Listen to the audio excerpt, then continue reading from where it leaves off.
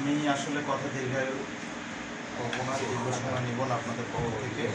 উপস্থাপনা ছাড়াই আমি মূল পর্বে চলে যেতে চাচ্ছি যেহেতু সময় স্বল্প। আপনারা যেহেতু এখানেই থাকবেন, আমরা তো অনেক দূরে যাব। আমাদের আবার কালকে সকাল 9টায় মিটিং আছে। সো আমরা এই কতক্ষণে পৌঁছে জানি না, স্যারের কাছ থেকে আমরা শুনবো। জাস্ট মৌলিক বিষয়গুলো আপনাদের সামনে আমি সংক্ষিপ্ত রূপে উপস্থাপন করার বা বোঝানোর চেষ্টা করব। আমি আপনাদের এই 3-4 মাস আগেই এক্সিকিউটিভ মেম্বার বা ডাইরেক্টরদের পরামর্শ সাপেক্ষে ঢাকা বিভাগের দায়িত্ব আমার উপর অর্পিত হয়। তবে আমার ব্যাকগ্রাউন্ড হচ্ছে আমি একজন ব্যবসায়ী আলহামদুলিল্লাহ। আমার ঢাকায় এবং বিভিন্ন জায়গায় ফ্যাক্টরি আছে, নিটিং ডাইং সুইংয়ের ফ্যাক্টরি আছে। আমার পারিবারিক ব্যাকগ্রাউন্ডও ব্যবসায়ী। তথ্য প্রতিষ্ঠানের সাথে আমাকে তারা ভালোবেসে নির্বাচিত করেছে, এজন্য আমি মহান ডক্টর আলমের কাছে সুক্রিয়া জ্ঞাপন করি আলহামদুলিল্লাহ। আমি যেমন সুক্রিয়া জ্ঞাপন করি সেম তদ্রুপ সেই কারণে যেহেতু আপনি একজন মানুষ, আপনারাও মানুষ, আপনারা অবশ্যই সুক্রিয়া আদায় করবেন বলে আমি আশা রাখি। একজন মানুষ সুস্থভাবে নিরাপদে চলতে গেলে যা প্রয়োজন তার মধ্যে অন্যতম হচ্ছে যে নিজে আইনগতভাবে সঠিক আমার দায়বদ্ধতা যা থাকে সঠিকভাবে তা পাওয়া। কেউ আমার আইনগত বিষয় বা আমার যেটার উপর পরিপূর্ণ অধিকার আছে সেখানে কেউ হস্তক্ষেপ করতে না পারা। অধিক শক্তিবান কেউ হয়ে গেলে তখন তাকে জোরপূর্বক কাউকে ক্ষতিগ্রস্ত ফেললে ওই সমস্ত দরিদ্র ব্যক্তিদের নিশ্চিন্তে এখান থেকে তারা মুক্তি লাভ করতে পারার মতো একটি ব্যবস্থা আইন সহায়তা ফাউন্ডেশনের মাধ্যমে তারা নিতে পারবে। মৌলিক আপনাকে বুঝতে হবে দেশে এত কিছু থাকতে তাহলে এই মানবাধিকার সংস্থার কাজটা কি বিস্তারিত স্যারের কাছ থেকে শুনবো। আর একদিনও আমার পক্ষে সব কিছু বলা সম্ভব না। মৌলিক থিমগুলো জানলে আপনার আস্তে আস্তে জানতে পারবেন। আমার সামনে এবং পাশে আলহামদুলিল্লাহ যারা আছেন তারা আমাদের সকলেই, বিশেষ করে আমার শ্রদ্ধাভাজন আমার স্যার সব, কারণ আমরাও তো পড়াশোনা করে মাত্র শেষ করে আসলাম। এখানে সিনিয়র স্যাররা আছেন, প্রিন্সিপাল স্যাররা আছেন, তারা অবশ্যই হিউম্যান রাইটস সম্পর্কে আমাকে আরও অনেক বেশি ভালো বলতে পারবেন। মূল বিষয় হচ্ছে আমাদের যেটা প্রথমে সুক্রিয়ার বিষয়, বাংলাদেশে তথাকথিত হিউম্যান রাইটসের কিন্তু অভাব নেই। আপনি দেখবেন বিভিন্ন জায়গায় হিউম্যান রাইটসের নামে অনেক অনাকাঙ্ক্ষিত কর্মকাণ্ড করে বসতেছে। পরিশেষে তাদের অবস্থান কোথায় যেয়ে দাঁড়াচ্ছে সেটা খুব মারাত্মক এবং লক্ষণজনক।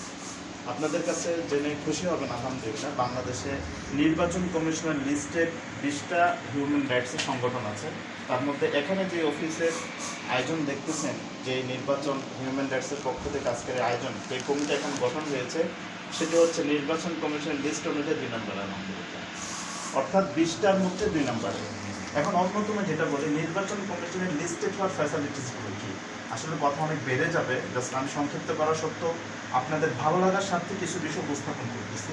দেখা যাবে কি, যেই দলে নির্বাচন করুক না কেন, যেই করুক না কেন, আপনার অত্র হিউম্যান রাইটসের একজন সদস্য বা সেখানে ইনভেস্টিগেশন করার ক্ষমতা রাখে। এটা কি খুব সহজ বিষয়? যেখানে কেউ ঢুকতে পারতেছে না সেখানে আপনি রাখতে পারতেছেন কি বলে আপনি এই জাতিসংঘ থেকে ঘোষিত এই হিউম্যান রাইটসের একজন সদস্য হওয়ার সেটা পারতেছেন আলহামদুলিল্লাহ। 2 নম্বর যেটা অন্যতম আপনার সুবিধা সেটা হচ্ছে যে দেখেন আমাদের এখানে অনেক দরিদ্র মানুষ আছেন যারা আর্থিকভাবে দুর্বল, বিভিন্নভাবে তারা জুলুমের শিকার। এই সমস্ত ব্যক্তিগুলো আইনের জন্য বিভিন্ন জায়গায় ঘুরে বেড়াচ্ছে, থানা বলেন, আদালত বলেন, তারা সঠিক পন্থা পেয়ে পাচ্ছে না, তারা ক্ষতিগ্রস্ত। এই সমস্ত ব্যক্তিগুলো হিউম্যান রাইটসের কাছে যদি সরাসরি অভিযোগ করেন, এই হিউম্যান রাইটস তথাকথিত সেই রাস্তাগুলো পদ্ধতিগুলো বের করে দিয়ে তাদেরকে সর্বোত্তম সহযোগিতার মাধ্যমে তার প্রাপ্য তার অধিকার তাকে ফিরিয়ে দেওয়ার কাজ করবে ইনশাআল্লাহ।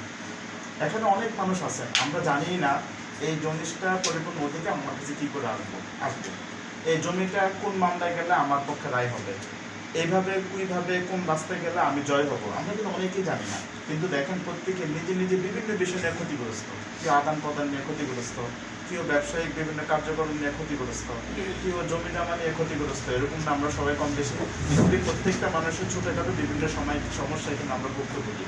তো সকল এই সমস্যাগুলো সঠিক নীতিমালাগুলো সঠিক নিয়মগুলো যখন কেউ বুঝবেন না তখনই তার জন্য এই মানবাধিকার এই মানবাধিকার আপনাদের এলাকায় এসেছে। আমি মনে করি আজ থেকে আপনাদের মাধ্যমে অত্র এলাকার প্রত্যেকটি মানুষ সুবিচার পাবে, কেউ ক্ষতিগ্রস্ত হবে না।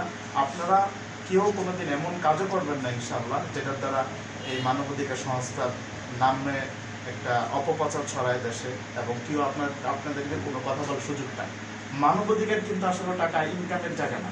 আমি আবারও বলতেছি, মানবাধিকার কিন্তু কোনো টাকা ইনকামের জায়গা না। এটা হচ্ছে নিঃস্বার্থে জনগণের সেবা করা। নিঃস্বার্থে জনগণের সেবা কীভাবে করবেন? যখন আপনারা কোনো বিষয় বুঝবেন না সরাসরি আমাদের সেন্টারে যোগাযোগ করে আমাদের কাছ থেকে ফোনের মাধ্যমে ইনশাআল্লাহ সর্বোচ্চ সহযোগিতা করবেন। এ হচ্ছে আপনাদের কাছে আশা করি। আরেকটা বড় বিষয়, একজন মানবাধিকারের কর্মী আসলে কেমন হওয়া উচিত, তার প্রথম হইতে হবে এরকম নিজের সব কিছু দিয়ে অন্যের কল্যাণে নিজেকে নিবেদিত করতে হবে। এরকম যেন কখনো চিন্তা না থাকে যে আমি এই কাজটা করে তার কাছ থেকে নিজের সুবিধাটা লুটে নেব। প্রথম আমার প্রত্যেকের মেন্টালিটিটা এমন হতে হবে যে ক্ষতি যা হোক আমার হোক, সে উপকৃত হোক, কষ্ট যা হোক আমার হোক, কিন্তু সে উপকৃত হোক। আমরা বিভিন্ন জায়গা থেকে কিন্তু আমাদের কাছে অভিযোগ অনেক জড়ো হয়ে যায়, চাঁদাবাজি ইত্যাদি ইত্যাদি। হিউম্যান রাইটস এমন একটা প্ল্যাটফর্ম, এর সম্মান কিন্তু আন্তর্জাতিক বেদি। আপনারা শুধু একটা ইউনিয়নের কমিটি হয়েছেন, এটার সাথে সম্পর্কে কিন্তু হিউম্যান রাইটস আপনার সরাসরি জাতিসংঘের, এটা কি বুঝতে পারতেছেন? তার মানে আপনি একজন মেম্বার, এই লিস্টটাও জাতিসংঘে চলে যাবে এক সময়। তাহলে আপনি কিন্তু সাধারণ আর ব্যক্তি রইলেন না, আপনার কোনো অপরাধও কিন্তু আন্তর্জাতিকভাবে গণ্য হয়ে যাওয়ার সম্ভাবনা আছে। এই জন্য সভাপতি খুব সহজে হওয়া যায়, এটা বাস্তবায়ন করা, এটাকে নিয়ন্ত্রিত রাখা, এটাকে সুন্দরভাবে পরিচালনা করা এত সোজা না। এখানে সাধারণ একটা সদস্যরও অনেক বড় দায়িত্ব। তো প্রথমত যেটা থাকতে হবে, আমাদের সিনিয়র যারা এখানে থাকবেন, সভাপতি, সেক্রেটারি মহোদয় এবং আমাদের যারা শ্রদ্ধেয় স্যাররা আছেন, সকলের প্রথম যে ভূমিকা থাকবে, সকলের সর্বোচ্চ সহযোগিতার ক্ষেত্রে নিজেকে নিবেদিত প্রাণ হওয়া, কোনো প্রকার আইনগত ঝামেলায় ঢুকে গেলে সে রাস্তা না জানলে সেন্টার থেকে সহায়তা নেওয়া, এবং সকলের জন্যই নিরাপদ একটা অবস্থান এই হিউম্যান রাইটসের মাধ্যমে। আমি আশা করব যে এই উপজেলা বা জেলার এই কমিটি গঠন হয়েছে, যতটুকু এরিয়া তাদের জন্য বন্টন করা হয়েছে, এই বন্টনের মধ্যে প্রত্যেকটি মানুষ তার পরিপূর্ণ অধিকার যেন, তাদের প্রত্যেকটা মানুষের অধিকার যেন আপনাদের মাধ্যমে ফিরে পায়, সে আশা করে আমি আমার সংক্ষিপ্ত আলোচনা শেষ করছি। সবাই দোয়া করবেন। আসসালামু আলাইকুম।